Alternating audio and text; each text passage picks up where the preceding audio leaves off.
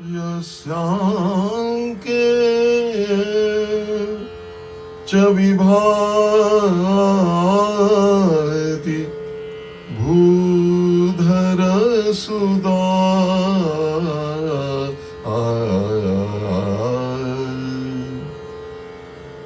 देवार्पगा मस्तके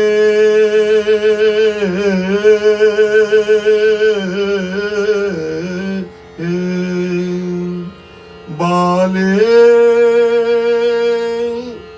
भाले बाल विधुर गले च गरलो यस्योरसी व्यालरार सोऽयं भूति विभूषणः सुरवरः सर्वाधिपः सर्वदा सर्वः सर्वगतः शिवः शशिनिवः श्रीशङ्करः पातु माम्। श्रीगणेशाय नमः। श्री सरस्वत्यै नमः। श्री सद्गुरुभ्यो नमः। ओम श्री सांब शिवाय नमः।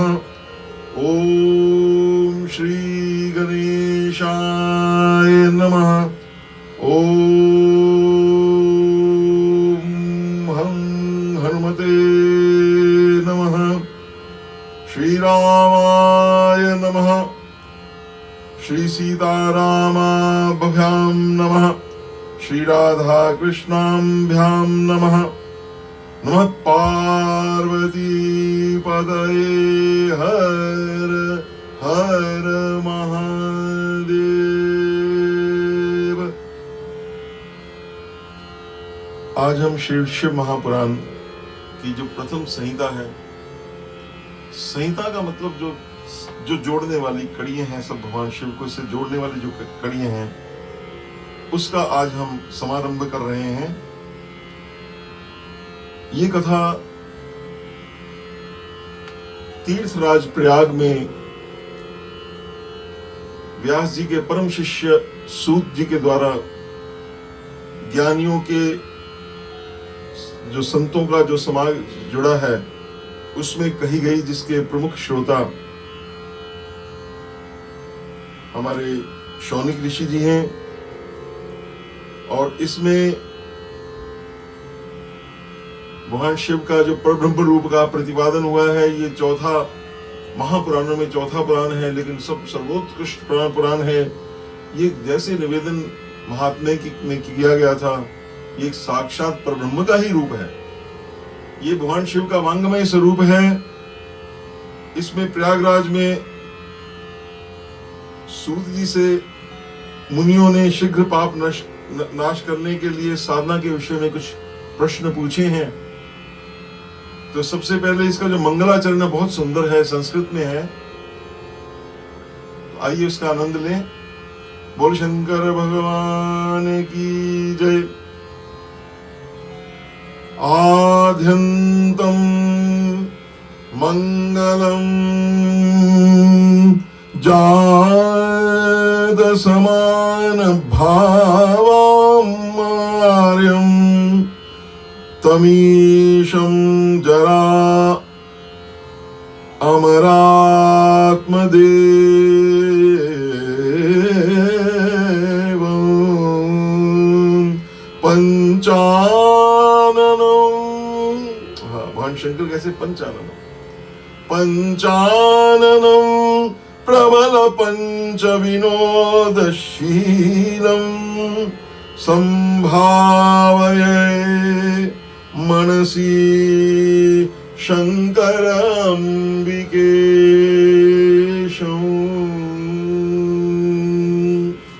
तो मैं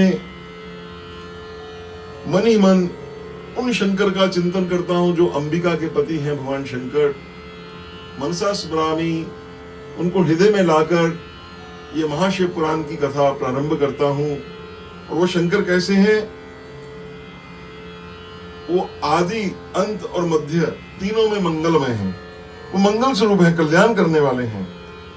इस आत्मा के स्वरूप को प्रकाशित करने वाले देवता हैं। उनके 5 मुख हैं और वो खेल ही खेल में, इनकी विनोदशीलम, ये खेल खेल में आपने 3 तो भगवान की क्रिया देखी है। उसके लिए ब्रह्मा विष्णु महेश हैं। ब्रह्मा रचना करते हैं, भगवान विष्णु उसका पालन करते हैं और रुद्र रूप में इसका संहार करते हैं। लेकिन जो परमेश्वर महाशिव का जो ये रूप सदाशिव का इसमें प्रतिपादन हुआ है, उसमें उनके 95 से 5 कार्य जो हैं वो होते रहते हैं। प्रबल कार्य हैं, बड़े महान कार्य हैं, वो ईश्वर ही कर सकते हैं। क्या कार्य हैं? अनायास जगत की रचना कर देते हैं, उसका पालन करते हैं, उसकी सफाई कर देते हैं। अनुग्रह, ये 3 कार्य जो है ये परमेश्वर ही करते हैं। अनुग्रह, वो कृपा करते हैं, और तिरोभाव, इसको वो छुपा लेते हैं, फिर इसको प्रकट कर देते हैं। ये वो शंकर भगवान कर सकते हैं। ऐसे जो संभावय मनसि, वो जो ऐसे शंकर जो हैं, जो अजर हैं, अमर हैं, ईश्वर हैं, अंबिका के पति हैं, उनका मैं मनसि, मन में चिंतन करता हूं। व्यास उवाच, अब व्यास जी उस कथा का, वो जो जहां पे वो कथा हुई उसका वर्णन कर रहे हैं। वो कथा कहां पे हुई? धर्म क्षेत्रे महाक्षेत्रे गंगा कालिंदी संगमई। कालिंदी कहते हैं यमुना को, गंगा उसके संगम कहां पे? महान क्षेत्र है धर्म का, धर्म क्षेत्रे महाक्षेत्रे, जैसे उसमें गीता में आया धर्म क्षेत्रे कुरुक्षेत्रे। प्रयागे परम पुण्य, वो प्रयाग में हुई है कथा। ब्रह्मलोकस्य वर्तमनि, ये ब्रह्मलोक को जाने का मार्ग है, मोक्ष का मार्ग खोलने वाला ये तीर्थ स्थान है। मुनयः, वहां मुनि जो लोग हैं, संशिदात्मनः सत्यव्रत परायणः महोजसो महाभागा महासत्रम वितेनिरे। तो उस परम पुण्य प्रयाग में सत्यव्रत में तत्पर रहने वाले महातेजस्वी महाभाग महात्मा मुनियों के एक विशाल ज्ञान यज्ञ का आयोजन किया गया। तो वहां पर एक विशाल ज्ञान सत्र, ज्ञान यज्ञ, पहले ज्ञान के यज्ञ होते थे। सब ऋषि इकट्ठे हो जाते थे और एक प्रतिपादित विषय पर, एक विषय को लेकर उसके हर एक पहलुओं पर चिंतन होता था। हमारे पिताजी के गुरु पंडित विष्णु दिगंबर पुलस्कर जी ने भी गीता ज्ञान यज्ञ इसी स्थान पे किया था। कुंभ के पर्व में गालबिन 1926-24 के आसपास उन्होंने वहां पे यज्ञ किया था। तो ये ज्ञान यज्ञ हमारे परंपरा से होते रहे हैं। उसी ज्ञान यज्ञ में ये जो अवतारणा जो हुई है श्री शिव महापुराण की, उसका वर्णन हम कर रहे हैं। तो अब जैसे ही ऋषि सब वहां मुनि बैठे हुए थे, उस ज्ञान यज्ञ का समाचार सुनकर तत्र सत्रम समाकर्ण्य, सुनकर व्यास शिष्यो महामुनि आजगाम मुनीन दृष्टुम श्रुतः पौराणिको उत्तमः। पौराणिक जो पुराण की कथा करते हैं वो कई लोग हैं, कई संतों ने पुराण की कथा की है, कई ऋषियों ने कथा की है। लेकिन यहाँ पे ये कहा गया है कि पौराणिक कथा करने वालों में जो शिरोमणि हैं वो सूत जी हैं। तो सूत जी वहां पर आए उस ज्ञान यज्ञ का समाचार सुनने के लिए। जब उनको सुना, वो जैसे ही सूत जी आए तो सब मुनि उस समय हर्ष से खिल उठे। उन्होंने उनका विधिवत स्वागत किया। तम दृष्ट्वा, उनको देखने मात्र से सूतमायंतम हर्षिता मुनयस्तदा चेतसा सुप्रसन्नेन पूजां चक्रुर्यथा विधि। तो उन्होंने अत्यंत सुप्रसन्नेन, अत्यंत प्रसन्न चित्त से उन्होंने उनकी पूजा अर्चना वंदना की। उसके बाद सब हाथ जोड़कर मुनि कहने लगे, ततो विनय संयुक्तः, विनय से जुड़कर, प्रोचुः सांजल्यश्च ते, उन्होंने हाथ जोड़ लिए, सुप्रसन्ना महात्मनः स्तुतिं कृत्वा यथा विधि, उन्होंने उनकी विधिवत स्तुति करी सूत जी की, उनके लिए उनका विधि पूर्वक उनके लिए उन्होंने स्वस्ति वाचन किया, उनका यथोवच उनके ऊपर पुष्पवृष्टि की। रोमहर्षन्, अब उनको एड्रेस कर रहे हैं, रोमहर्षन् सर्वज्ञ भवान् वै भाग्य गौरवात् पुराण विद्याम अखिलाम व्यासात् प्रथितमीयवान। हे सर्वज्ञ विद्वान हो रोमहर्षण जी, उनका एक नाम रोमहर्षण भी है कि उनका रोम हर्षित हो जाता है भगवान का नाम लेने से। आपका भाग्य बड़ा भारी है, इसी से आपने व्यास जी से यथार्थ रूप में संपूर्ण पुराण विद्या प्राप्त की। पूर्ण पुराण विद्या उन्होंने प्राप्त की। वेद व्यास जी रचयिता हैं, कृष्ण देवपायन वेद व्यास जी तो भगवान के ही एक अवतार 24 में गिने गए हैं, और उनसे आपने ये सारी विद्या प्राप्त की।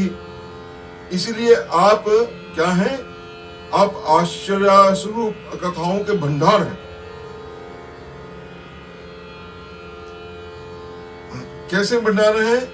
रत्नानाम मुसाराणम रत्नाकर इवार्णवः, जैसे जो रत्नाकर समुद्र होता है, समुद्र का एक नाम है रत्नाकर, उसके अंदर से रत्न निकलते हैं, मूंगा निकलता है, कई ऐसी, उसको एक रत्नाकर है, उसके अंदर से निकलते हैं।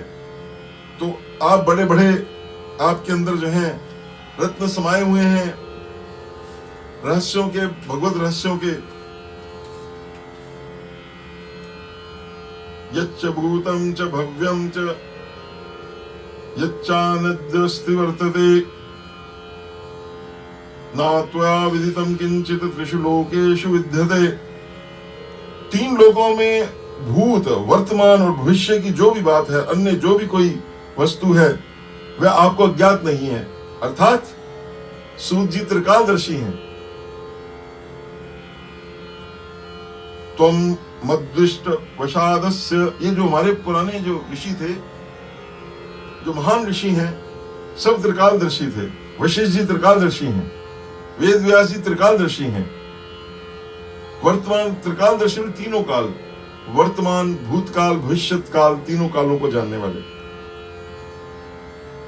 और ये हमारा सौभाग्य है कि आप यहाँ पे यज्ञ का दर्शन करने के लिए यहाँ आ गए हैं। त्वं मद्विष्ट वशादस्य दर्शनार्थ मिहागतः, यहाँ पर आगे आगतः कुर्वन् किमपि न श्रेयो न वृथा गन्तुर्महर्षि। अब आप आ गए हैं तो आपका आगमन बिना कारण के तो निरर्थक हो नहीं सकता। हम आपका वो क्या कहते हैं, लाभ उठा लेते हैं। इसी व्यास से हमारा कुछ कल्याण हो जाएगा। आपका आना ही शुभ है। संतों का आना महाराज हमेशा ही शुभ होता है। तत्त्वं श्रुतं समनः सर्वं पूर्वमेव शुभाशुभं न तृप्तिम् अधिगच्छामः श्रवणेच्छा मुहुर्मुहुः। हमने पहले भी आपसे शुभाशुभ तत्व का पूरा वर्णन सुना है, क्या शुभ है क्या अशुभ है, परंतु तृप्ति नहीं होती। उसको सुनने की बार बार इच्छा होती है। देखिए बात यह है, हो सकता है आप में से आप सब लोगों ने, मैंने भी ये महाशिव पुराण की कथा कई बार सुनी हो, लेकिन अगर उसमें अगर तृप्ति का अनुभव होता है तो वो फिर कथा का आपका आनंद रस विशेष तिन जाना नाही, रामचरित जे सुनई अघाही। जो भगवान का चरित्र सुनकर अघा जाते हैं, नहीं बस अब ने सुन लिया जी, अब हमने शिव पुराण सुन लिया, अब दोबारा सुनने की क्या आवश्यकता है। तो इसका मतलब उन्होंने उसका विशेष तत्व नहीं जाना। तो वो सब मुनि जो लोग हैं, सब पिपासु, जिज्ञासु हैं, पिपासु हैं, भगवान के चरणों में अत्यंत प्रीति रखने वाले हैं। ऐसे शिष्य मिलने बहुत दुर्लभ है महाराज। तो ये सुनकर सूत जी को कह रहे हैं इदानीमेकमेवास्ति श्रोत्यं सूतसन्मते तद्रहस्यमपि ब्रूहि यदि ते अनुग्रहो भवेत्। हे उत्तम बुद्धि वाले सूत जी, इस समय हमें एक ही बात सुननी है, निश्चय हो सका है क्या सुनना है, निश्चय कर लिया। यदि आपका अनुग्रह हो तो अगर वो गोपनीय भी है, वस्तु प्रकट करने वाली नहीं है और छुपाने वाली भी है, तो भी आप उस विषय का वर्णन करें। अब ये ऋषियों को क्या है, सबके कल्याण की चिंता रहती है। अभी ये कलयुग, ये ऐसा लगता है कि ये कथा चल रही है तो कलयुग का प्रवेश हो चुका है। तो इसलिए वो कह रहे हैं कि आगे वो देख रहे हैं जितने मुनि कि आगे तो बड़ा काल, बड़ा कठिन आने वाला है। जो भगवान के प्रेमी हैं, भक्त, उनका क्या होगा। तो इसलिए हमारे कल्याण के लिए ये कथा वो पूछ रहे हैं, प्रश्न कर रहे हैं। प्राप्ते कलियुगे घोरे नरः पुण्य विवर्जितः दुराचार रतः सर्वे सत्यवारदा प्राणमुखः। कि घोर कलियुग आने पर मनुष्य पूर्ण कर्म से दूर रहेंगे, पुण्य विवर्जितः दुराचार रतः, दुराचार में रत हो जाएंगे और सत्य भाषण से विमुख हो जाएंगे। परा अपवाद निरतः, दूसरों की निंदा में हमेशा तैयार रहेंगे, जरा सा उसमें रस लेंगे। परद्रव्या अभिलाषिनः, दूसरा का धन हड़प लेने की इच्छा रखेंगे। पर स्त्री सक्त मनसः, उनका दूसरी स्त्रियों में ध्यान रहेगा। पर हिंसा परायणः, दूसरे प्राणियों की हिंसा करेंगे। देहातम दृष्टो, इस शरीर को ही सब कुछ मानेंगे, इसी को आत्मा मानेंगे। वो मूढ़ क्या होंगे, मूढ़ नास्तिक पशु बुद्धि वाले होंगे। माता पिता से द्वेष रखेंगे, मात पितृकृता द्वेषः स्त्री देवः काम किंकरः, काम के किंकर होंगे। विप्रा लोभ ग्रह ग्रस्ता वेद विक्रय जीविनः, और ब्राह्मण लोभ रूपी ग्रह के ग्रास हो जाएंगे और वेद बेचकर ये एक प्रोफेशन बन जाएगा, धंधा बन जाएगा, अपनी जीविका चलाएंगे। धनार्जनार्थ अभ्यस्तम विद्या मद विमोहिता, और मद से मोहित होंगे। त्यक्त स्व जाति कर्मानः, अपनी त्यक्त उसको छोड़ देंगे, अपने जाति का जो कर्म उसको छोड़ देंगे। प्रायशः परवंचकः, दूसरों को ठगेंगे। त्रिकाल संध्याहीना, संध्याहीना, संध्या नहीं करेंगे, 3 टाइम भगवान का भजन नहीं करेंगे। ब्रह्मबोध विवर्जितः, और ब्रह्म ज्ञान से शून्य होंगे। बात तो ब्रह्म ज्ञान की बड़ी बड़ी करते हैं आजकल लोग, लेकिन ब्रह्म ज्ञान का अनुभव नहीं है, ब्रह्म की परोक्ष अप्रोक्ष अनुभूति नहीं है। अदयाः पंडित मनयः, अपने को बड़े भारी पंडित मानेंगे। दया से उनमें दया बिल्कुल नहीं होगी, सदाचार व्रत नहीं होगा, और कृषि कार्य में तत्पर रहेंगे, क्रूर स्वभाव के होंगे। और मलिनाशयः, उनके विचार जो होंगे मलिन, दूषित होंगे। क्षत्रियाश्च तथा सर्वे स्वधर्म त्यागशीलिनः, जिसको जो काम के लिए जो उसको दिया जाएगा उस काम से च्युत हो जाएगा, वो काम नहीं करेगा, कुछ और काम करेगा, और उसमें भी मलिनता होगी, ये वो कह रहे हैं। क्षत्रिय अपना धन का त्याग कर देंगे, कुसंगी होंगे, पापी होंगे, व्यभिचारी होंगे, वो रक्षा नहीं करेंगे देश की। और अशूरा, उनमें शौर्य नहीं होगा। वो क्षत्रिय क्या जिसमें शूर ना हो। कि जननी जने तो भक्त जनई, या दाता या शूर, वो कहते ना, तो ये वो कहते शूर। अरे क्षत्रिय का तो मेन शूरता है, वीरता, वो तो कूद पड़ता है बिना परिणाम के। अरण प्रीता, और उनको कोई युद्ध में जहां उनको दिख रहा है वहां से भाग जाएंगे, रण में कोई प्रीति नहीं होगी। कि पलायन परायणा, भागने में परायण होंगे। कुचौर वृत्त्यः, चोरी करेंगे। आप सब देख रहे हैं ये आजकल जो कलयुग में ये है, हर समय ये होगा कहां से माल हड़प लो।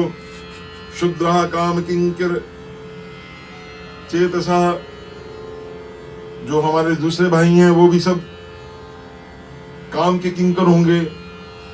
ना तो उनको शस्त्र शास्त्र विद्या आएगी क्षत्रियों को, और ना ब्राह्मणों की रक्षा करने वाले होंगे, ना शरणागत की रक्षा करने वाले होंगे। सदा बस स्त्रीहीन होंगे, स्त्रियों के पीछे भागते रहेंगे। शस्त्रास्त्र विद्याहीना, जैसे मैंने निवेदन किया, प्रजापालन सद्धर्म विहीना, भोग तत्परा, प्रजा संहार का दुष्टा, जीव हिंसा करा मुदा। प्रजा पालन रूपी सदाचार से रहित, भोग में तत्पर, प्रजा का संहार करने वाले दुष्ट और प्रसन्नता पूर्वक जीव हिंसा करने वाले होंगे। वैश्य जो होंगे संस्कार भ्रष्ट होंगे, स्वधर्म त्यागी होंगे, नाप तोल में डंडी मारने वाले होंगे। लिखा हुआ है सब महाराज। गुरुदेव द्विजाति नाम, ना तो गुरुओं के प्रति उनका भाव होगा, ना देवताओं के द्विजों के ब्राह्मणों के प्रति कोई भावना होगा। ब्राह्मणों को भोजन ही कराएंगे, दूर दूर करेंगे, और मुट्ठी बांध कर धन जो है दान करने में भी ऐसे होंगे। और कोई ऐसा जो जैसे बापी, पहले हमारे सतयुग में बापी कूप तड़ाक बनाने, वो भी नहीं बनाएंगे। तत्शूद्राश्च ये केचित् ब्राह्मण नाचार तत्परः, और कुछ शूद्र जो होंगे ब्राह्मणों के आचार में तत्पर होंगे। वो क्या करेंगे? जिनका कार्य नहीं है वो उज्जवल कपड़े डालकर मूढ़ों की तरह व्यर्थ घूमेंगे, अपने धर्म का त्याग करेंगे। कर्तार तपसाम भूयो, ये सब बता रहे हैं कि क्या वो करेंगे। तप करेंगे, ब्राह्मणों का अपमान करेंगे, छोटे बच्चे जो दूसरों के छोटे बच्चे उनकी जल्दी मृत्यु हो जाए, दूसरे का नुकसान करेंगे, अल्प मृत्यु के लिए विचार करेंगे, मंत्रों के उच्चारण करेंगे, शालिग्राम की पूजा करेंगे, होम करेंगे, किसी ना किसी के प्रति कूल विचार सदा करते रहेंगे, कुटिल स्वभाव के होंगे। संक्षेप में ये सारा वर्णन कर रहे हैं कि हर एक जो श्रेणी है वो अपने धर्म से च्युत हो जाएगी। वो दूसरा करने में उसकी कोई दक्षता नहीं है, उसका वो पारंपरिक नहीं, उसके पास वो कला है, लेकिन वो इसके बावजूद वो उसमें हर एक चीज में वो घुसेगी तो काम जो है सारा सुचारू ढंग से नहीं होगा। ये इसका सारे का सार स्वरूप है जो कह रहे हैं। और इस प्रकार वो कह रहे हैं, स्वधर्मा रहिता मूढ़ा शंकरा कूर्बुद्ध्या महाभिमानिनो नित्यम चतुर्वर्ण विलोपका। तो सब धर्म का जो है वो हास होगा। लोग कैसे होंगे? अतिशय मानी, दंभी, दानमानी, विप्रादि को अपना सेवक मानेंगे, धर्म से शून्य, क्रूर बुद्धि वाले। ये सब उनमें जो जितने भी नेगेटिव्स आप सोच सकते हैं ये सब कलयुग में आने वाले हैं। और वो अपने को श्रेष्ठ मानेंगे कुल वाला, और चारों दूसरे लोगों को मानेंगे कि ये हमारे से कम है। और कलयुग की स्त्रियां पति का अपमान करेंगी, सास ससुर से द्रोह करेंगी, किसी से भय नहीं मानेंगी, और भोजन मलिन भोजन करेंगी, जूठा भोजन, पड़ा हुआ भोजन, जैसे आप देखते हैं। और शील उनमें नहीं रहेगा, काम परायणा होंगी, अपनी पति की सेवा नहीं करेंगी। संतानें अब देखिए, पहले तो चार उन्होंने जो धर्मों का वर्णों का वर्णन किया, फिर स्त्रियों के बारे में बताया, जो कलयुग में आप सब देख रहे हैं। आपके हम तो उसमें जी रहे हैं, हम उसमें जी रहे हैं, सब देख रहे हैं। और अब जो संतानें हैं महाराज, जो बच्चे हैं, वो क्या होंगे? तनया मातृ पित्रोश्च भक्तिहीना दुराशया। उनकी माता पिता के प्रति कोई श्रद्धा नहीं होगी, है ना। और ना उनका कोई दुष्स्वभाव होगा, अविद्या पाठ का, झूठ विद्या पढ़ेंगे, सत्य की विद्या नहीं पढ़ेंगे। ये जिस विद्या का जो सत्य पर नहीं आधारित है, झूठ पर आधारित है। आजकल जो इतिहास पढ़ाया जा रहा है उसका सत्य से कोई वास्ता नहीं है।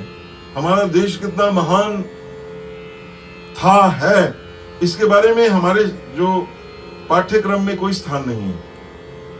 वो जो अपनी महिमा मंडन करने के लिए जो पीछे 200-300 वर्षों से जो लोग आए, वही महिमा मंडन हो रहा है, ये सब इसमें लिखा हुआ। ये सारा आप पढ़े, असत विद्या, और सदा रोगग्रस्त, हमेशा बीमारियां, हर समय डॉक्टर के पास जाते रहेंगे, ये सब इसमें लिखा।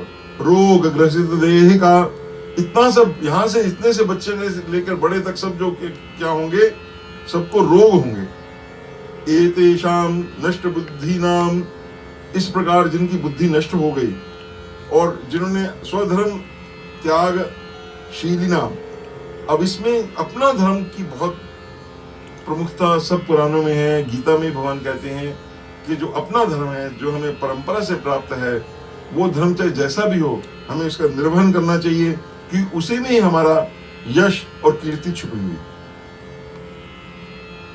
तो अब ये सारा बताकर वो कहने लगे, मुनि लोग पूछने लगे सूत जी से, परलोके पीह लोके कथम सूत गतिर्भवेत, गतिर्भवेत, ऐसे लोगों की इस लोक में और उस लोक में कैसे गति होगी, कृपा ये हमें, इसके लिए हमारा मन जो बहुत चिंता है। यदि चिंताकुलम चित्तम जायते सततम हीनः, जैसे मैंने निवेदन किया, ये कलयुग के प्रारंभ का ही सत्र लगता है, क्योंकि ऋषि, हमारे जो ऋषि हैं वो तो हमारा हमेशा कल्याण चाहते हैं। आपको ये जानकर बड़ा हर्ष होगा कि अभी भी हजारों ऋषि सूक्ष्म रूप में हिमालय की कंदराओं में बैठे हुए इस जगत का चिंतन करते हैं, सारे जगत का, सिर्फ भारतवर्ष का नहीं, कि वो सारे भारतवर्ष को अपना, सारे विश्व को अपना कुटुंब मानते हैं। ये हमारी धारणा है, अवधारणा है। हमारा इतना महान हमारा ये सनातन धर्म है। वो सब बैठे कल्याण के लिए तपस्या करते हैं, अपने लिए तपस्या नहीं करते, लोग हित के लिए वो उसके लिए तपस्या कर रहे हैं। तो इसलिए वो कहते हैं कि हमारे परोपकार सदृशो नास्ति धर्मो परहा खलु, क्योंकि हम ये जानते हैं कि परोपकार के समान कोई दूसरा धर्म नहीं है। तुलसीदास ने लिखा है, परहित सरिस धर्म नहीं भाई, तुलसीदास ने भी लिखा है। और अतः लघुपायन, लेकिन ये जो समस्या है ये तो बहुत बड़ी है, लेकिन हम ये चाहते हैं बहुत बड़ा उपाय ना बता दें आप उपाय छोटा बताएं, लघु उपाय, है ना। समस्या के हिसाब से बड़ा उपाय मत बताना। लघुपायन ये नैषाम भवेत सद्यो नाशनम, जिससे ये समस्त सब प्रकार के पाप जो बताए गए ऊपर आए, ये तत्काल नाश हो जाएं। सर्व सिद्धांत वित्तम ही कृपया तद्वदाधन, और कृपा इस प्रकार बताइए, क्योंकि आप तो समस्त सिद्धांतों के ज्ञाता हैं, आपको सारे सिद्धांत पता हैं, तो उसमें से जो सिद्धांत छांट कर आप बताइए जो सबसे लघु हो और सारे पापों को नष्ट कर दे। व्यास कहते हैं, इत्याकरण्यम, इत्याकरण्य, इतना सुनकर, वचस्तेषाम, उनके वचन सुनकर, मुनीनाम भाविता आत्मनाम, उस समय मुनि ने वो अपनी आत्मा में चले गए। उन्होंने क्या किया जो हमें करना चाहिए, उन्होंने भगवान शंकर का ध्यान किया, भगवान शंकर का आह्वान किया।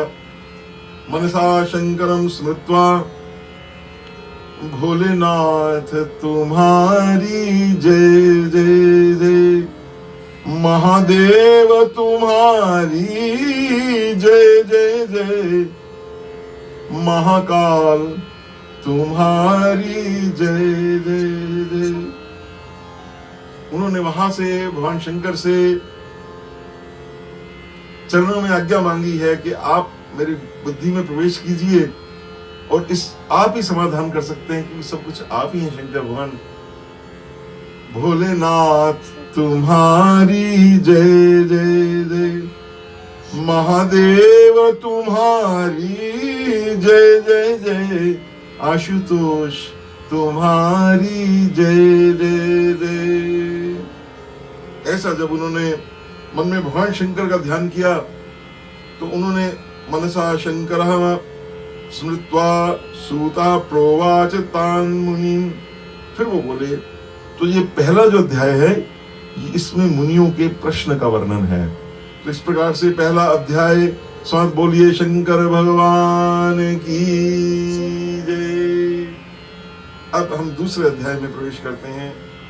इति श्री शिव महापुराणे प्रथमायाम विद्येश्वर संहितायाम मुनि प्रश्न वर्णनम नाम प्रथमो अध्याय, अथा द्वितीयो अध्याय।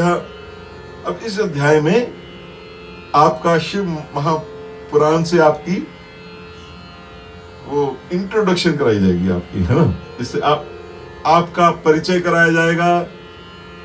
आज महाशिव पुराण जो है, आज श्रावण की मास की चतुर्दशी है। भगवान शिव का मासिक शिवरात्रि व्रत भी आज है। बड़े पवित्र महाराज ये दिवस हैं। हम बड़े भाग्यशाली हैं कि हम आपके समक्ष बैठकर ये महाशिव पुराण की कथा कर रहे हैं, आपस में आदान प्रदान कर रहे हैं। ये कोई ऐसा तो हम कोई विद्वान नहीं है, संस्कृत का कोई ज्ञान नहीं है, संगीत का ज्ञान नहीं है, पर ये सब हम आपस में बैठकर आपस में परस्पर वार्ता कर रहे हैं। तो अब शिव पुराण की महात्म्य एवं परिचय। सूत बोले, सूत उवाच साधु पृष्ठम साधवो वस्त्रे लोक्य हितकारकम् गुरुं स्मृत्वा भवेत् स्नेहाद्वदक्षये कृष्णुतादरात्। अब कहते आप बड़े साधु हैं, महात्मा हैं, आपने सिर्फ यहाँ की अपने कल्याण के लिए ये कथा का आपने प्रश्न नहीं किए। ये कथा जो सकल लोक हितकारी, ये तीनों लोकों में त्रैलोक्य हितकारकम, ये कथा तीनों लोकों का हित करने वाली आपने अच्छी बात पूछी है। अब मैं अपने गुरु का स्मरण करता हूँ। गुरुदेव व्यासो, व्यास जी का स्मरण करते हैं।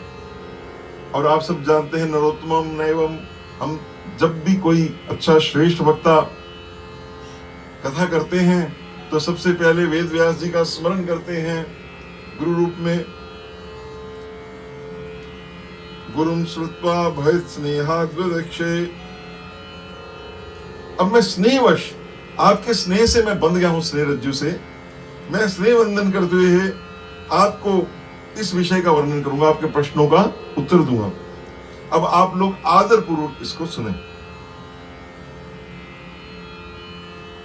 वेदांत सार सर्वस्वं सर्वस्वं पुराणं चैव उत्तमं। वेदांत सार सर्वस्वं, ये सर्वस्व है। किसका है? सारे वेदांत, जितने भी वेद हैं सबका, जहां Veda where the Veda ends the Mahashiv Purana begins. तो ये जो महाशिव पुराण है, ये समस्त वेदों का सार सर्वस्व है। और ये सर्वा अघोघो उद्धार करम परत्र परमार्थदम। और ये वक्ता श्रोता दोनों की समस्त पाप रश्मियों को उद्धार कर देगा, उसको समाप्त कर देगा। इतना ही नहीं, ये परलोक में परमार्थ देने वाला, परमार्थदम, परमार्थ देने वाला है। परत्र कली कल्मष विधंबसी, कली कल्मष विधंबसी यस्मिश्चिविश्यशा परम विजृंभते सदा विप्राश्च चतुर्वर्ग फलप्रदम।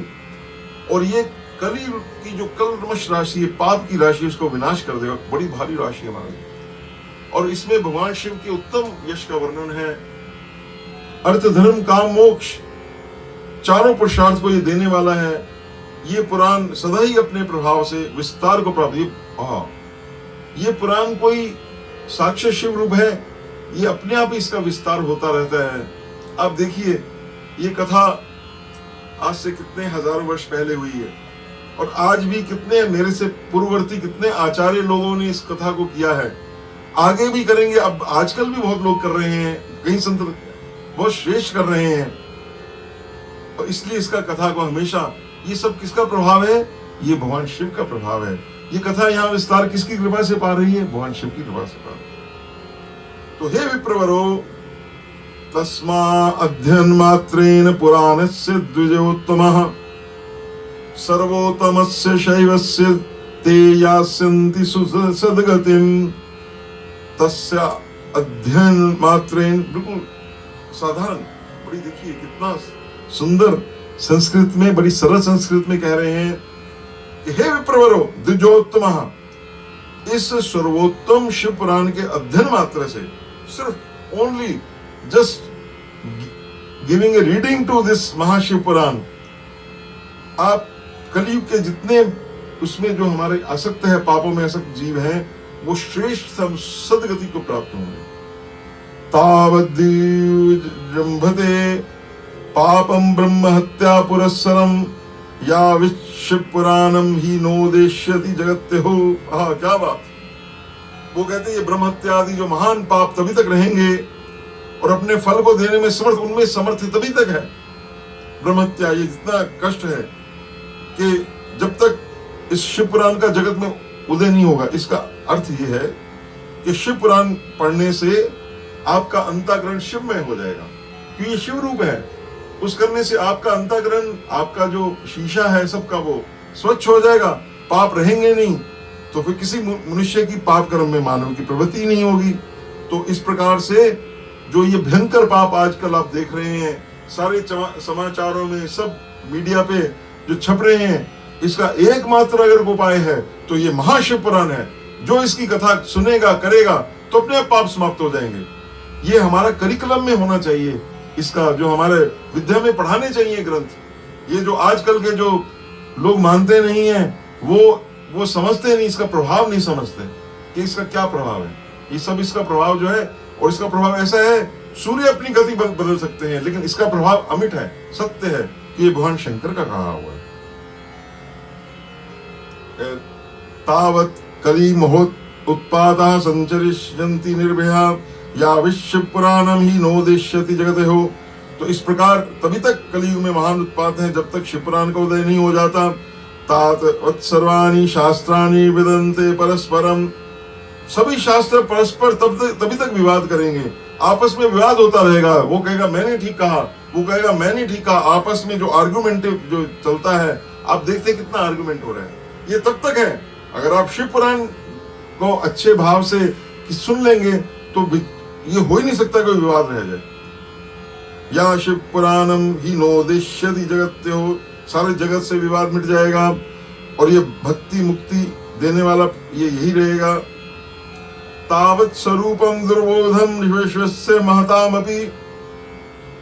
और महान व्यक्तियों के लिए भी तभी तक शिव रूप नहीं उनको दिखेगा जो महान व्यक्ति हैं, कहीं पिछले जन्म से जीवन मुक्त है, लेकिन इस जन्म में उनको भगवान शिव के दर्शन नहीं हो पाए। वो व्यक्ति भी अगर इस शिव पुराण का कथन पठन पाठन करेंगे, सुनेंगे, कहेंगे तो उनके हृदय से भी भगवान शिव अपने आप ही प्रकट हो जाएंगे महाराज। वो गम्य हो जाएंगे जो दुर्बोध्य हैं। तावद्यम भटा क्रूरा संचरिष्यन्ति निर्भया। और ये यमदूत जो क्रूर हैं, जो सारे जगत में इस समय आप देख रहे हैं कितना महान भयंकर समय चल रहा है, सब जगह यमदूत जाकर सबको खींच के लेके जा रहे हैं। अगर ये शिव पुराण का उदय हो जाए घर घर में तो ये यमदूत भाग जाएंगे। या शिव पुराणम ही नोदेश्यति जगत हो। बार बार वो कह रहे हैं कि जब तक जगत में इसका उदय ना हो तभी तक ये है। और सभी पुराण तात सर्व पुराणानि प्रगृह्णन्ति महीतले। और तभी तक जो धर्म के कई ग्रंथ हैं वो गर्जना करेंगे जब तक शिव पुराण का जगत में उदय नहीं हो जाता। अब कहते हैं हर समय यह विवाद रहता है कि ये तीर्थ महान है, ये तीर्थ महान है। एक सब तीर्थ महान है वैसे तो, लेकिन किसी को ये कहने की लोगों में एक रहती है, नहीं जी वो महान है, ये महान है। तावत सर्वाणि तीर्थानि विदन्ते महीतले या शिव पुराणम ही नोदिश्यति जगत हो। जब तक कहते ये शिव पुराण का उदय नहीं हो जाएगा, जब तक ये उदय नहीं होता तभी तक ये हमें विभिन्न तीर्थों का सेवन करना पड़ेगा। जब शिव पुराण आ जाएगा तो सभी लोग पापों के नाशों के लिए शिव पुराण का ही सेवन करेंगे। आप घर बैठे ही सभी तीर्थों में स्नान कर सकते हैं अगर आप शिव पुराण का उदय हो जाए तो। हम उस शिव पुराण का जो उसका उदय हो रहा है कथा के माध्यम से, भगवान शिव जो प्रकट हो रहे हैं, उन भगवान शिव का हम स्वागत करें, उनके चरणों में हम नतमस्तक हों। तावत सर्वे मुदामन्या वेदन्ते महीतले या शिवपुराणम ही नोदिश्यति महीतले। उसे बड़े भाव से गा रहे हैं महाराज, बहुत भाव से उसको गाया जा रहा है। तो इसको हम, इस प्रसंग को हम और थोड़ी देर में इसको और आगे हम इस प्रसंग को चलाएंगे। बोल शंकर भगवान की जय।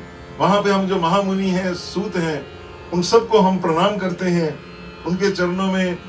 और इस जो ये आगे जो कथा है, ये कथा निरंतर होती रहे, सुनहु वीर हनुमान, राम लक्ष्मण जानकी, सदा करें कल्याण। तो ये कथा हनुमान जी कर रहे हैं, मैं तो सिर्फ उसके पीछे स्वर दे रहा हूँ, वो भी स्वर उनका है।